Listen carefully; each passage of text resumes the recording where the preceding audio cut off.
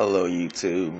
I come to you in a dire need, but I have an iPod Touch. Here it is, right here. You can't see it. It's a 3G, a third generation, 32 gigabyte iPod, and it was given to me. And I don't know if it was jailbroken or not, but when it was given to me, the only way I can turn it on was through charging it.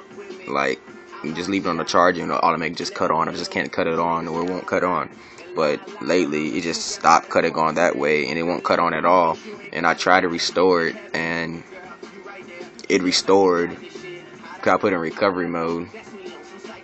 It restored, but it still wouldn't cut on. It was on a charger connected to the computer, just in a loop. And I'm gonna show you the loop right here. All right, let me plug it in. All right, I'm plugging it in right now, and all right, this is what happens when I plug it in.